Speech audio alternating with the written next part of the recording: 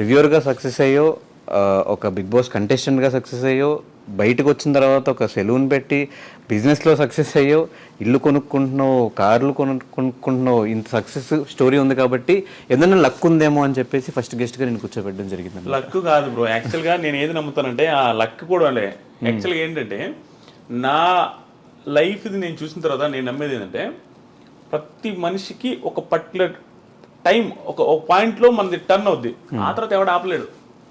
మళ్ళీ బ్యాక్ వెళ్ళిపోతావు, అతి చేష్టలు చేసావంటే మళ్ళీ డౌన్ అవుతావు. కానీ నాకు వచ్చిన పర్టికులర్ టర్నింగ్ పాయింట్ ఎక్కడంటే బిగ్ బాస్ రివ్యూస్ చేయడం బ్రో. ఎంత కామెడీ బ్రో. జీవితంలో ఎవడైనా బిగ్ బాస్ షోని చూసి మళ్ళీ చెబితే దానివల్ల లైఫ్ సెటిల్ అయిపోద్దని ఊహించలేం. చాలామంది సెటిల్ అయినాయి, నాకు మాత్రం షాకింగ్.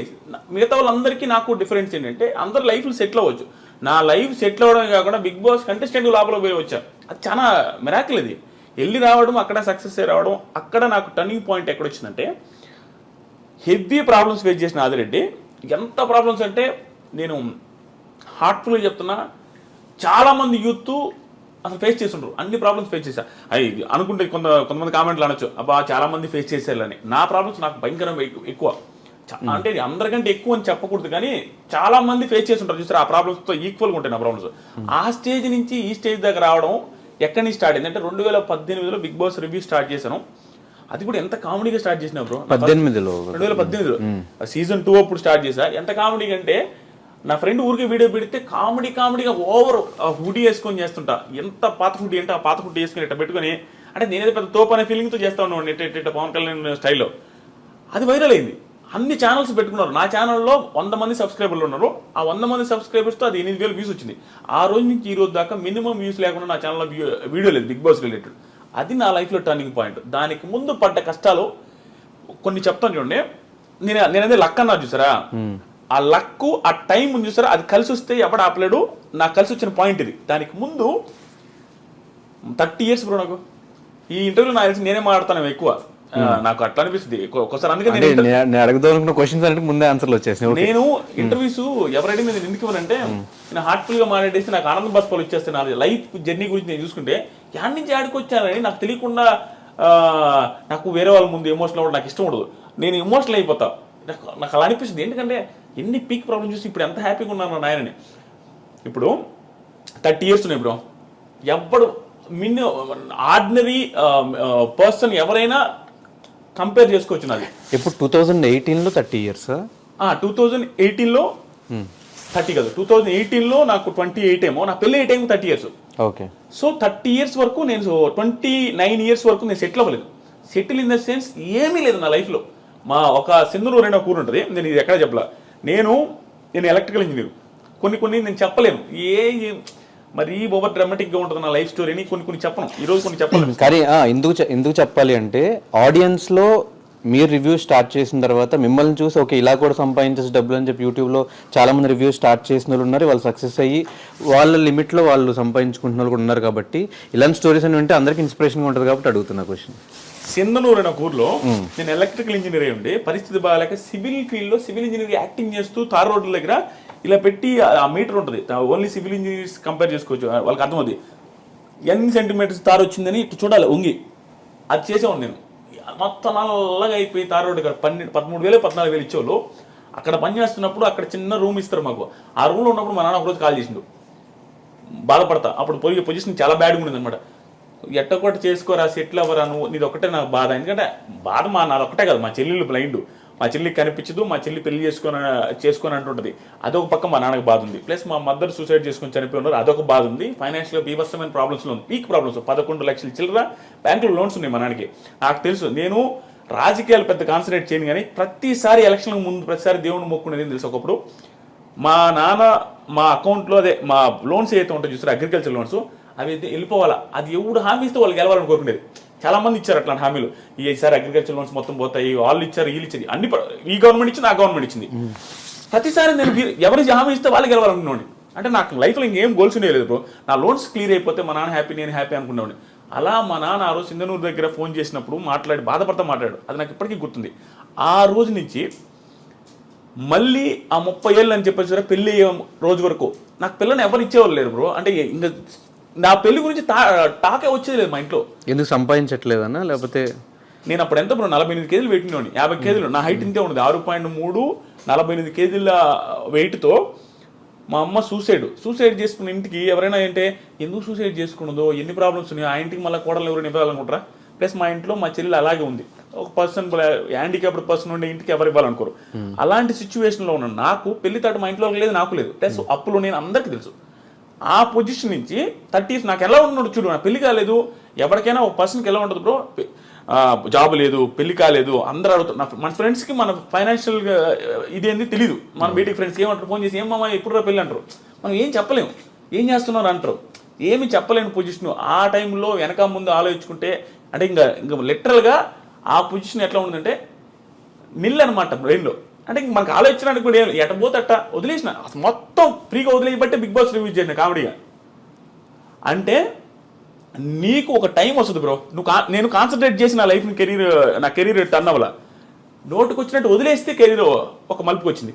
అలా కామెడీగా చేసిన బిగ్ బాస్ రివ్యూస్. ఆ తర్వాత నాకు తెలియదు అసలు బిగ్ బాస్ రివ్యూస్ చేస్తే డబ్బులు వస్తాయని కూడా. 30,000 సబ్స్క్రైబర్స్ ఎంతో మానిటైజ్ చేశారు, అప్పటి నుంచి డబ్బులు స్టార్ట్ అయ్యింది. 70,000 రూపీస్ ఫస్ట్ ఇయర్ నాకు వచ్చిన రెవెన్యూ. 70,000 రూపీస్ వస్తే మా అక్క నాతో అనేది భయంకరమైన ప్రాబ్లమ్స్ చూస్తున్నాం. మాకు కూడా దగ్గరుండి ఎప్పుడైనా వాళ్ళ ఇంట్లో పెట్టుకొని ఫుడ్ పెట్టి వాళ్ళ ఇంట్లో నన్ను బాగా చూసుకుంటున్నాను ఉండేవాళ్ళు. మా అమ్మ చనిపోయిన తర్వాత 70,000 వచ్చిన మా అక్క కాల్ చేసి ఏమన్నా తెలుసా, అమ్మయ్య ఇంకొక 1.5 లక్ష 2 లక్షలు చేసుకోరా మొత్తం, నీకు ఎట్ట కూడా పెళ్లి చేద్దాం, ఆ 2 లక్షలు ఇంకొక లక్ష ఎట్లా కూడా అప్పు చేసి నీ పెళ్ళి అయితే బాగుంటుందని అని మా అక్క కూడా హోప్ వచ్చింది. 70,000 సంపాదించినని. అక్కడ స్టార్ట్ అయిన నా జర్నీ లాస్ట్ బిగ్ బాస్ రివ్యూస్లో 1 మంత్కి 39 లక్షలు, మీరు ఆల్రెడీ చూసుంటారు, అక్కడ దాకా వచ్చింది. నేను ఈ వీడియోలో ఇవి చెప్పేది పొగరుగా చెప్పట్లేదు బ్రో, కొంతమంది జెన్యున్గా చెప్తున్నాను. కొంతమంది ఫ్యామిలీస్ కానీ, కొంతమంది ఫ్యామిలీస్లో ఉండే పేరెంట్స్ కానీ స్ట్రగుల్ని తీసుకోలేక సూసైడ్ చేసుకుంటారు. ఎగ్జాంపుల్ మా మదర్కి పీక్ ప్రాబ్లమ్స్.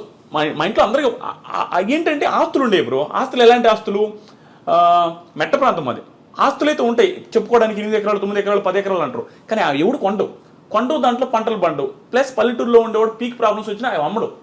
దానివల్ల ఆస్తులు కొంచెం ఉన్నప్పటికి కూడా ప్రాబ్లమ్స్ ఎప్పుడు ఉండేవి. చేతిలో డబ్బులు ఉండేది లేదు. బర్రెలు ఉంటాయి, బర్రెలు మొత్తం మా అమ్మాయి చూసుకుంటుంది, గడ్డి మోపులు తెచ్చేది మా అమ్మాయి, వ్యవసాయం చేసేది మా అమ్మాయి, నిమ్మతోట ఉండేది అది కూడా పోయిందిలే, అక్కడికి పోయేది మా అమ్మాయి, మాకు వండి పెట్టేది మా అమ్మాయి, 4 పిల్లకాయలని అన్నీ చూసుకునేసరికి మా అమ్మకి బాగా, మా అమ్మ కూడా హైట్ ఎక్కువ, సన్నంగా ఉండేది. అంత ప్రాబ్లమ్స్ ఫేస్ చేస్తే ఒకసారి హోటల్ ఉండేది మాకు.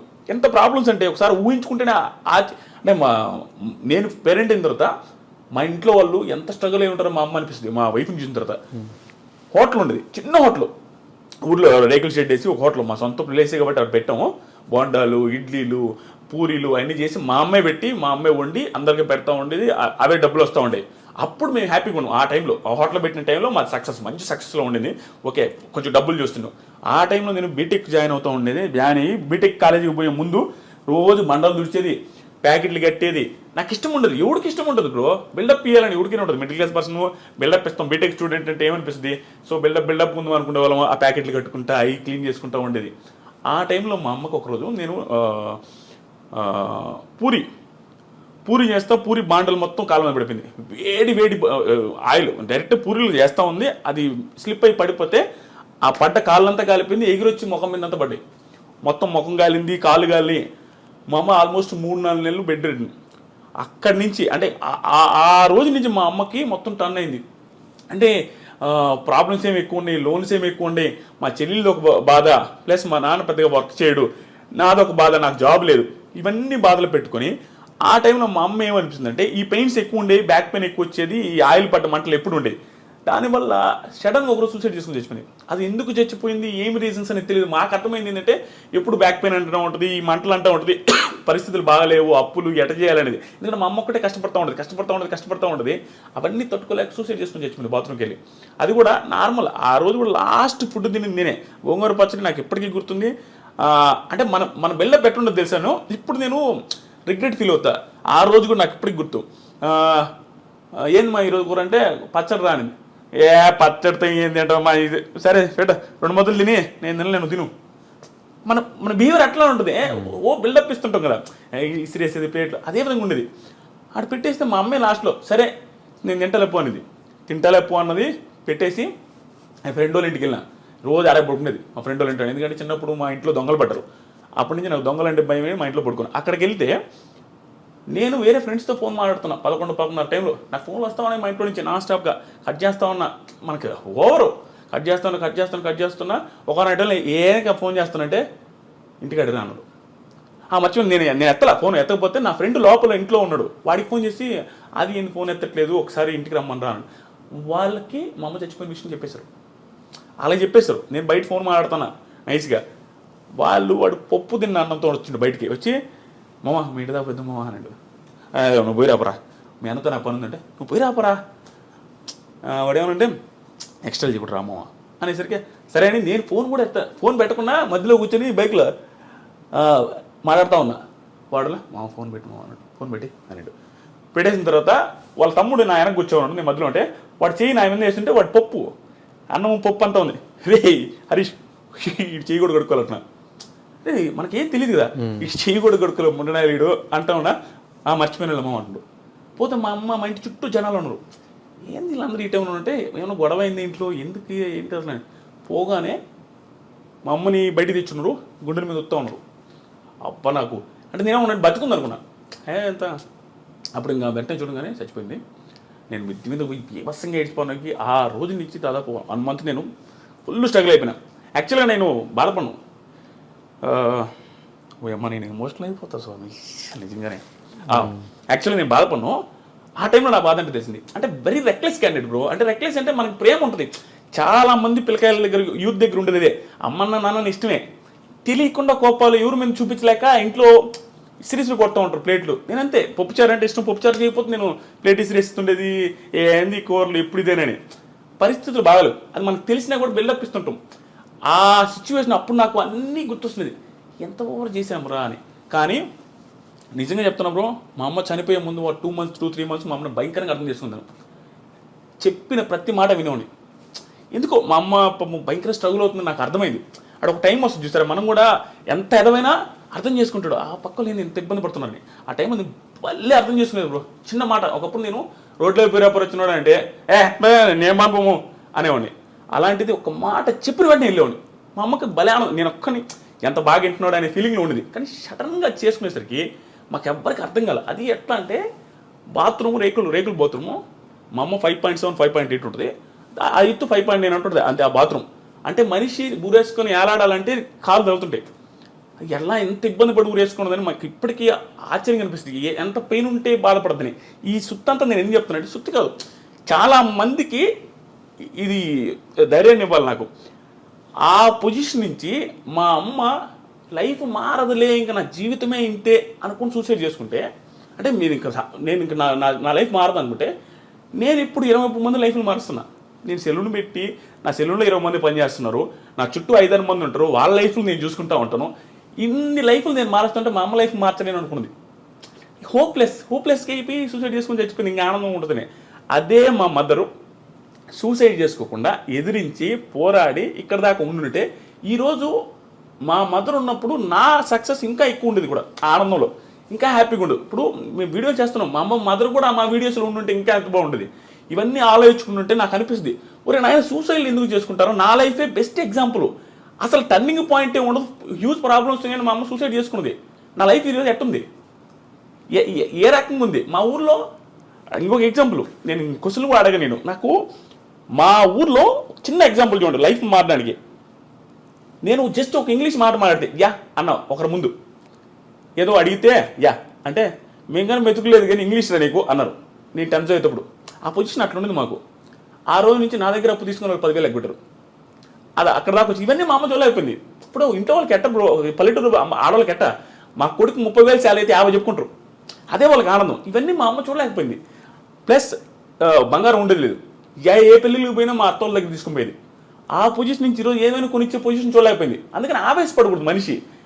ప్రతి ఒక్కడికి నేనే సక్సెస్ అయినా బ్రో, నా దగ్గర టాలెంట్ లేదు, నేను జెన్యూన్గా ఒప్పుకున్నా, నా దగ్గర ఏ టాలెంట్ లేదు, మాట్లాడతా అంతే, ఏది హార్ట్ఫుల్గా మాట్లాడతా, ఏది అనిపిస్తే అది మాట్లాడతా. టాలెంట్ లేని నేనే పెద్దగా చదివాను కూడా కాదు, ఓకే ఏదో వచ్చాయి. అలాంటి పర్సన్ నేనే సక్సెస్ అయిపోయి నా లైఫ్ మా ఫ్యామిలీ లైఫ్ మార్చేస్తే ఎంతోమంది బీభత్సమైన టాలెంట్ ఉంటుంది, వాళ్ళు ఎందుకు చచ్చిపోవాలా, వాళ్ళు ఎందుకు సూసైడ్ చేసుకోవాలి, నాకు అర్థం కాలే. నువ్వు వెయిట్ చేయి, బిగ్ బాస్ తుప్పాస్ బిగ్ బాస్ చాలా మంది ఆ షోని తిట్టుకుంటూ ఉంటారు, ఇప్పుడు తెలియదు ఉంది అది ఒక షోనా అంటారు. ఇన్ని చెప్తుంటే ఆ షో ఒక లైఫ్ మార్చింది, ఒక ఫ్యామిలీ లైఫ్ మార్చింది, మా తరాన్ని మార్చింది. ఇక్కడ నుంచి మా తరం స్టార్ట్ అయిపోద్ది. మా ఒక జనరేషన్ మార్చినట్టే. దాంతోపాటు నా చుట్టూ ఉండే వాళ్ళకి 20 మంది బతుకుతున్నారు. దీంట్లోనే కెరీర్ ఎత్తుక్కోగలిగిన టైం వస్తే అన్ని కలిసి వస్తే, అలాంటిది వేరే వాళ్ళు ఎందుకు ఎత్తుకోలేరు? చదువుకొని బాగా చదువుకున్న వాళ్ళు. సో నేను ఈ ఇంటర్వ్యూలో కానీ ఎక్కడొచ్చినా నేను ఈ పాయింట్ నా జీవితం మొత్తం చెప్తా ఉంటా, సూసైడ్లు చేసుకోవద్దు. ఏ లైఫ్ ఏ టైంలో నీకు రోడ్డు మీద ₹1 దొరుకుతుందో తెలియదు. నీకు ఏ పిల్ల నిన్ను నచ్చి ఆ పిల్లకి 100 కోట్లు ఉంటే నీకు తెలియదు. నీకు ఎక్కడైనా చేంజ్ అయిపోవచ్చు. నీ లైఫ్ మొత్తం డిజాస్టర్ నుంచి హై క్లాస్లోకి వెళ్ళిపోవచ్చు. ఆ హోప్ ఉంచుకోండి. ఎవడు చచ్చిపోవద్దు. నీకు నిజంగా చచ్చిపోవాలనిపిస్తే, నీకు అసలు నీ పరిస్థితి బాగాలేదంటే, ఆకలితో చచ్చిపోయి కావాలంటే ఇది వెయిట్ చేయి లాస్ట్ రోజు దాకా ఏది దొరకపోవచ్చు, నువ్వు ఎట్టగా చచ్చిపోతావు. అంటే నీకు నువ్వు చచ్చిపోవాల్సిన అవసరం లేదు. నువ్వు తట్టుకోలేకపోతే అది ఆటోమేటిక్గా అయిపోద్ది. చచ్చిపోవద్దు. అది నేను అనుకునేది.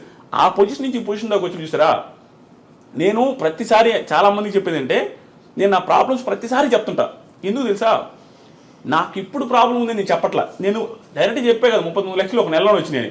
నాకు ప్రాబ్లం లేవు, సింపతి కాదు ఇది. నాకు ఒకప్పుడు ప్రాబ్లమ్స్ ఉన్నాయి, ఇప్పుడు లేవని చెప్తున్నా. ఇది ఇన్స్పిరేషన్గా ఉంటుంది, జనాలు చూసేవాళ్ళకి అనే ఉద్దేశంతో చెప్తుంటా. ఎందుకంటే చూసేవాడికి ఒకటి, మరి వాడి పొజిషన్ ఆ రోజు ఇంత బ్యాడ్ అంటారా, మంది అంత బ్యాడ్ కూడా లేదు. ఇప్పుడు ఆడి లైఫే మారింది, మన లైఫ్ ఎందుకు మారదురా? ఎందుకు మనం చచ్చిపోవాలనే ఆ హోప్ రావాలి జనాలలో. సూసైడ్ చేసుకునే అంత ఎదవలు లేరు. మా అమ్మని ఇప్పటికీ మా ఊర్లో తిడతారు, ఎదవగాపోతే ఆ రోజు సూసైడ్ ఆ పిల్ల ఎదవగాపోతే అటు చచ్చిపోకుండా ఈ రోజు బంగారం ఉండు కదనే ఆవేశపడి ఆ పిల్ల అటు చేసుకుంది కానీ మా అమ్మల్ని తిట్టా ఉంటారు అందరూ. అంతే కదా. చాలా ఇది బ్రో ఇవన్నీ.